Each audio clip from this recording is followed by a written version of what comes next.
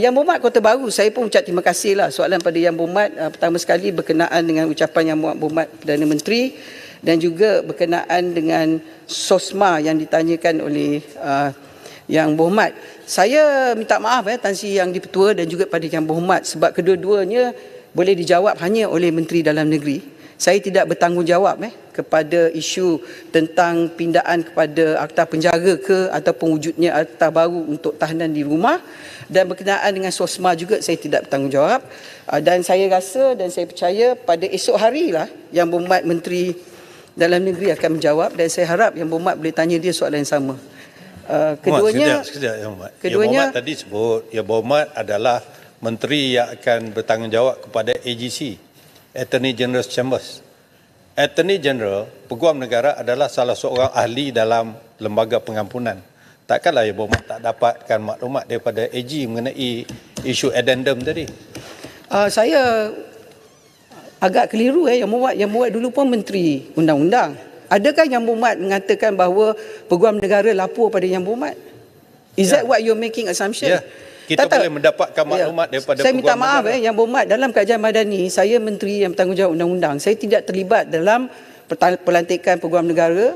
Saya tidak melibat diri melihat fail dalam Peguam Negara, dan saya juga tidak terlibat dalam lembaga pengampunan sebab menteri bertanggungjawab sekretariat kepada kes yang di-Pertuan Agong adalah Menteri Wilayah.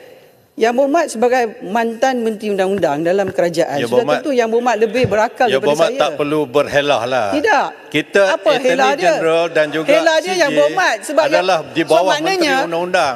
Maknanya dengan izin, Yang Berhormat mengaku you are admitting you did give direction to the Attorney General when you are the minister. Betul tak? Kita baru buat tuduhan, Speaker. Kajian madani tidak.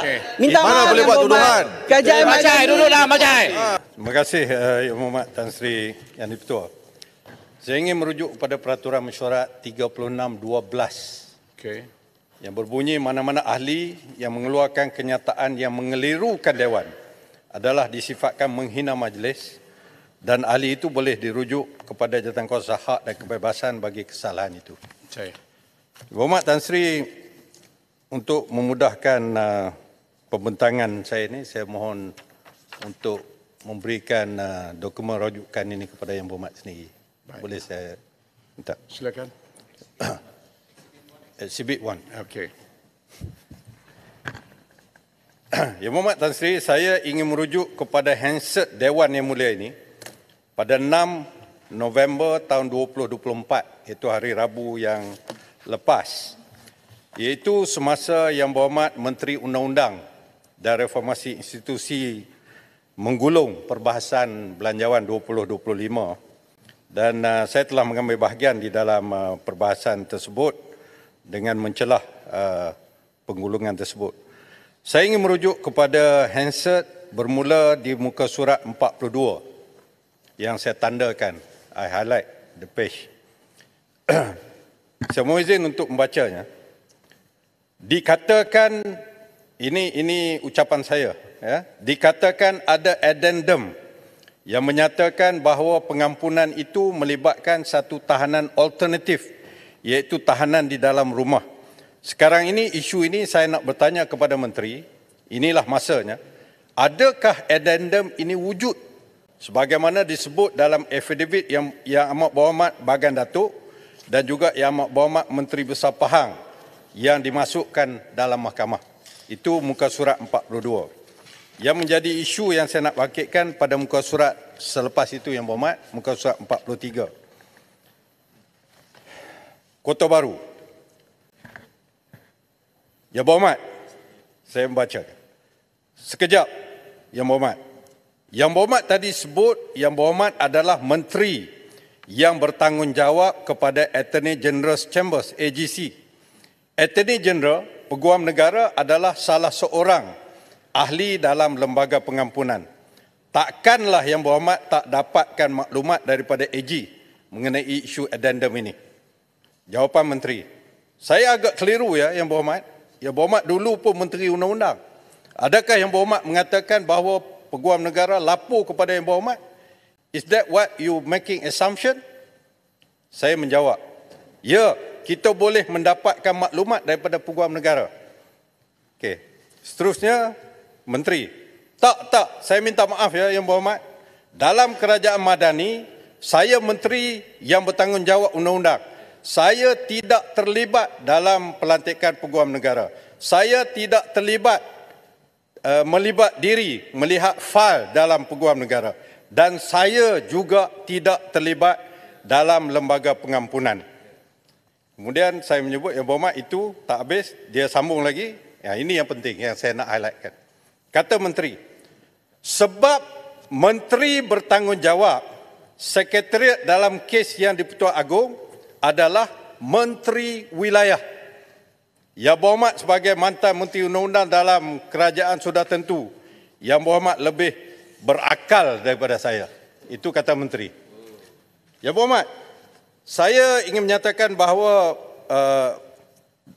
the last part, bahagian terakhir yang saya bacakan itu adalah satu kenyataan yang amat tidak berfakta dan mengelirukan Dewan Yang Mulia ini. Yang mana itu maksudnya? Yang maksudnya ialah menteri bertanggungjawab sekretariat dalam kes yang di-Pertuan Agong, iaitu kes pengampunan ini adalah menteri wilayah. Sudah last para tu. Ya, last para tu. Saya rasa umum mengetahui, saya juga angkat kepada Yang Berhormat, satu kenyataan media, Lembaga Pengampunan bagi Wilayah-Wilayah Persekutuan Kuala Lumpur, Labuan dan Putrajaya kali ke-61 bertarikh 2 Februari 2024, Jumaat. Yang mana kandungan ni saya tak nak baca, yang nak bacanya bahagian bawah. Kenyataan ini dikeluarkan oleh Urustia Lembaga Pengampunan Wilayah Persekutuan Kuala Lumpur, Labuan dan Putrajaya, bahagian hal ehwal Undang-Undang Jabatan Perdana Menteri, iaitu Kementerian Yang Berhormat Menteri Undang-Undang sendiri. Jadi bagi saya, Yang Berhormat Menteri Undang-Undang telah mengelirukan Dewan. She misled the House. Dan ini adalah satu contempt, satu penghinaan kepada majlis. Saya sebagaimana Yang Berhormat Air Hitam baru-baru ini membangkitkan mengenai Menteri Ekonomi. Kalau mengikut 36.12, kita boleh hadapkan orang yang mengeluarkan kenyataan ini ke Jawatankuasa Hak dan Kebebasan Dewan. Saya tidak berhasrat untuk itu. Tapi memadailah. Ini melibatkan integriti saya. Dia kata saya tak tahu, bekas Menteri Undang-Undang tak tahu. Walaupun dia kata saya lebih berakal daripada dia. Jadi saya nak Dewan ini menetapkan bahawa Yang Berhormat Menteri untuk menjaga integriti dia dan juga integriti Dewan, sekurang-kurangnya menjelaskan perkara yang sama. Bahawa sekretariat kepada Lembaga Pengampunan Kuala Lumpur, Labuan dan Putrajaya adalah bahagian Undang-Undang Jabatan Perdana Menteri, bukan Kementerian Wilayah Persekutuan ataupun Menteri Wilayah Persekutuan. Jadi saya submit perkara ini untuk pertimbangan Yang Berhormat untuk dibuat ruling dan juga apa yang sepatutnya dibuat. Terima kasih. Terima kasih, Tuan Baru. Seperti yang telah pun saya minta kepada Air Hitam, dan Air Hitam telah pun menunaikan janji beliau untuk menulis kepada saya dan telah pun tulis dan saya telah terima. Begitulah juga saya nasihatkan kepada Tuan Baru, oleh kerana affidavit RFI tak cukup. Jadi Kota Baru saya pohon tulis kepada saya, kodekan apa yang Kota Baru nak kod dengan juga mementionkan apa yang hasrat Kota Baru dalam usul tersebut dan saya akan proses dari situ. Boleh Kota Baru? Yang Berhormat. Boleh lah. Terima kasih. Yang Berhormat. Ya, boleh. Lanjutan daripada fatwa Yang Berhormat Speaker. Fatwa pujangga hari ini ya. Ya. Dah duduk dengan PAS lama dah. Duduk dengan PAS okey tapi jangan makan banyak. Saya gemuk ni kerana dulu makan banyak. Ya. Yang Berhormat, 36.12 merupakan peraturan masyurat yang serius. You cannot simply angkat orang dan rujuk ke hak dan kebebasan. Lazimnya Parlimen sesi yang lalu Yang Berhormat, dalam keadaan-keadaan seperti yang diluahkan oleh Yang Berhormat Kota Baru dan juga Yang Berhormat Air Hitam, Speaker mempunyai kuasa untuk meminta menteri untuk memberi penjelasan di Dewan ini. Rather than kita file komplain, bertulis dan sebagainya. Jika diangkat dan dimaklumkan kepada Dewan bahawa terdapat percanggahan dari segi kenyataan dan jawapan menteri, Speaker boleh memanggil menteri dan membuat penjelasan di dalam Dewan ini. Itu merupakan tindakan yang lebih akrab, lebih pendek prosesnya untuk dilakukan oleh Speaker. Saya mohon agar yang itu dilihat oleh Speaker. Terima kasih Yang Hormat Speaker. Precisely, Berulan. Terima kasih mentor saya juga,